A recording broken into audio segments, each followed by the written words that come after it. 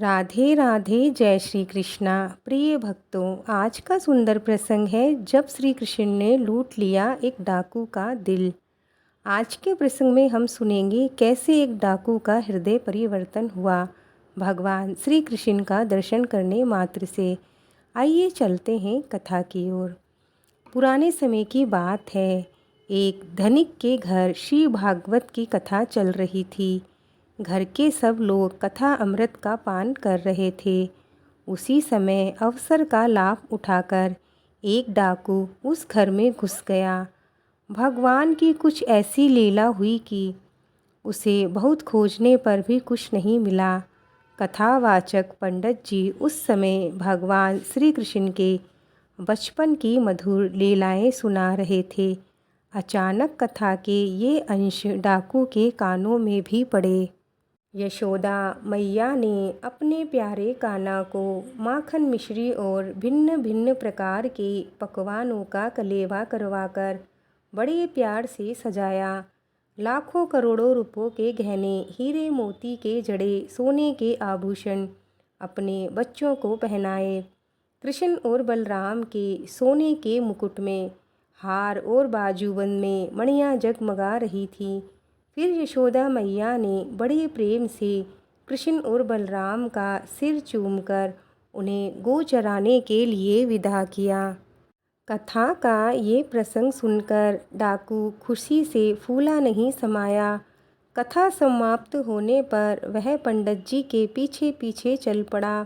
जब सुनसान सड़क आई तो उसने कड़कती आवाज़ में कहा, पंडित जी रुक जाओ। पंडित जी के पास दक्षिणा का माल और रुपए थे, इसीलिए वह तुरंत भाग खड़े हुए। डाकू ने दौड़कर उन्हें पकड़ लिया और बोला, पंडित जी तुरंत मुझे उन कृष्ण और बलराम के घर का पता बता दो जिनके बारे में अभी आप कथा में बोल रहे थे, जिनकी माँ ने उन्हें लाखों करोड़ों रुपयों के गहनों से सजाकर जंगल में गाय चराने भेजा है। यदि आपने मुझे उनका पता नहीं बताया तो इस लाठी से मैं आपके सिर के टुकड़े टुकड़े कर दूंगा। पंडित जी ने डाकू से कृष्ण और बलराम का पता पूछने का कारण पूछा। उसने कहा, मैं डाकू हूँ और उन दोनों के गहने लूटना चाहता हूँ। यदि मेरे हाथ उनके गहने लगे तो मैं उनमें से आपको भी कुछ दे दूँगा। पंडित जी समझ गए कि डाकू बलवान है पर नादान है। इसने शायद कभी कथा सुनी ही नहीं। उन्होंने कुछ हिम्मत करके कहा, कृष्ण और बलराम का पता तो मेरी पुस्तक में है और मेरे डेरे पर है। तुम मेरे साथ चलो, मैं वहाँ पुस्तक देखकर तुम्हें बता दूँगा। डेरे पर पहुंचकर पंडित जी ने श्रीमद् भागवत गीता निकाली और पढ़ना शुरू किया। कृष्ण और बलराम के दर्शन प्राय यमुना के तट पर वृंदावन में कदम वृक्ष के नीचे होते हैं। डाकू ने उनसे कृष्ण बलराम के स्थान की दूरी पूछी। पंडित जी ने कहा, सीधे उत्तर दिशा की ओर चलते जाओ। जहाँ भी नदी के किनारे कदम का वृक्ष हो, पास में एक छोटा सा पर्वत हो, घना जंगल हो, गायों को चराने का मैदान हो और बंसी की मधुर धुन सुनाई पड़े तो समझ लो कि उसी स्थान पर वो दोनों बालक गाय चराने आते हैं। डाकू ने पूछा, पंडित जी क्या वे दोनों प्रतिदिन गौ चराने आते हैं और उनका आने का समय क्या है? पंडित जी बोले, वो दोनों वहाँ प्रतिदिन प्रातः काल में आते हैं और उस समय थोड़ा थोड़ा अंधेरा भी छाया रहता है। डाकू ने पूछा, पंडित जी आपके हिसाब से उनके पास कुल मिलाकर लगभग कितने रुपए के गहने होंगे? पंडित जी ने कहा, अरे इसकी तो कोई गिनती नहीं है, करोड़ों अरबों से भी ज़्यादा। यह सुनकर डाकू प्रसन्नता से झूम उठा और पंडित जी को प्रणाम कर चल पड़ा। पंडित जी मन ही मन हंसे। तभी उन्हें ये चिंता व्यापी कि 3-4 दिन तो डाकू कृष्ण बलराम को खोजने का प्रयत्न करेगा, किंतु उनके न मिलने पर वह यहाँ आकर उन पर अत्याचार न करने लगे। तभी पंडित जी के दिमाग में उपाय सूझा कि वह उसे दूसरा रास्ता बतला देंगे। वह 3-4 दिन फिर भटकेगा और तब तक पंडित जी अपनी कथा समाप्त कर अपने गांव चलते बनेंगे। उधर डाकू अपने घर पहुंचा। उसके दिमाग में गहनों से लदे बालकों को ढूंढने की धुन सवार हो गई। उसके मन में कृष्ण बलराम का नाम गूंजने लगा। आँखों के सामने गहनों से लदे 2 सुंदर बालक नाचने लगे। रात के अंधेरे में डाकू अपने कंधे पर लाठी रखकर निकल पड़ा ताकि प्रातःकाल होते होते उस स्थान पर पहुंच सके जहां कृष्ण और बलराम प्रतिदिन गऊ चराने आते हैं।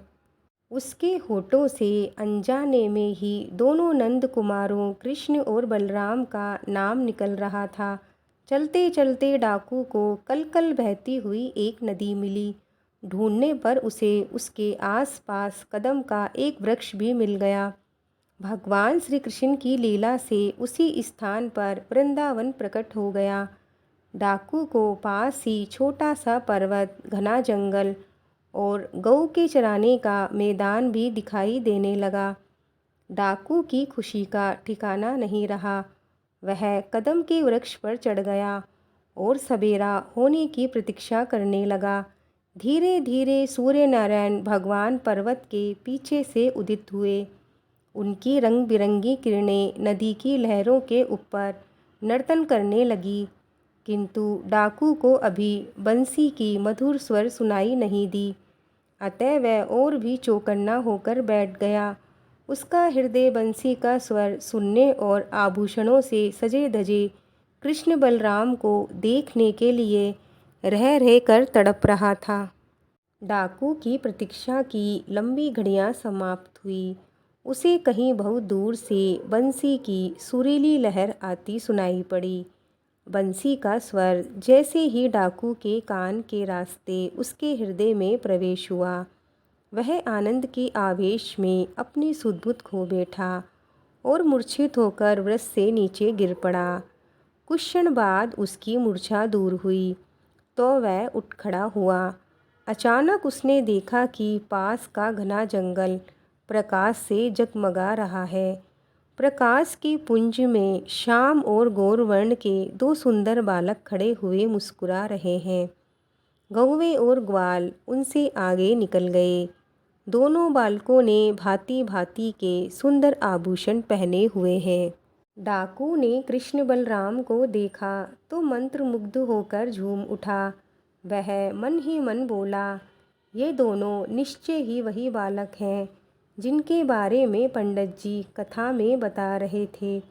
हाय, इतने नन्हे सुकुमार सुंदर बालकों को इनके माता पिता ने कैसे गऊ चराने जंगल भेज दिया।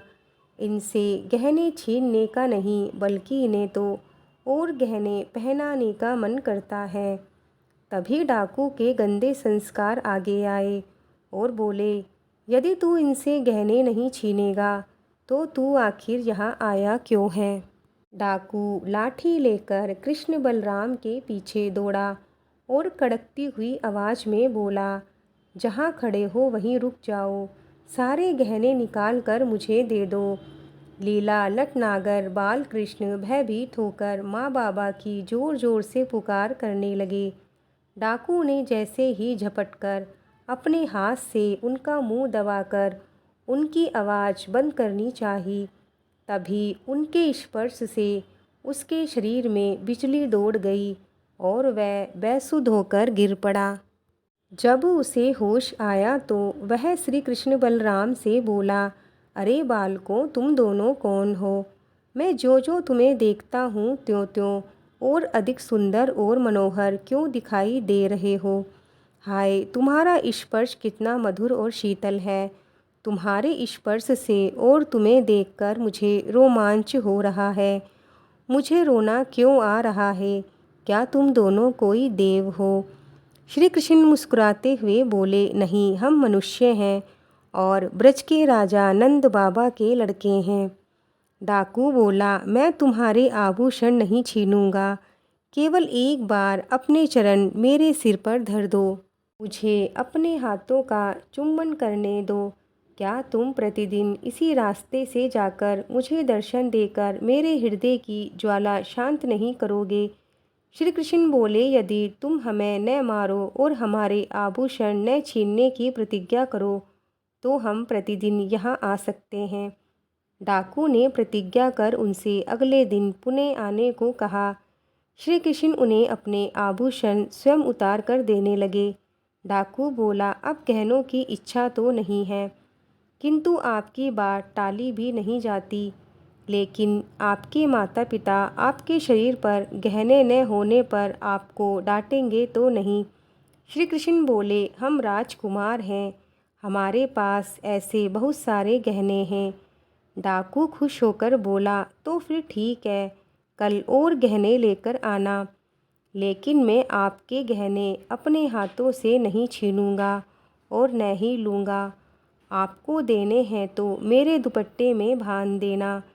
श्री कृष्ण ने उसके दुपट्टे में गहने बांधकर उसे देते हुए कहा, तुम कल फिर आना, हम कल और गहने देंगे। डाकू प्रसन्नता भरे आश्चर्य से बोला, कल भी दोगे? गहने चाहे मत देना, लेकिन दर्शन देने जरूर आना। हाँ हाँ, जरूर आएंगे, गहने भी देंगे और दर्शन भी।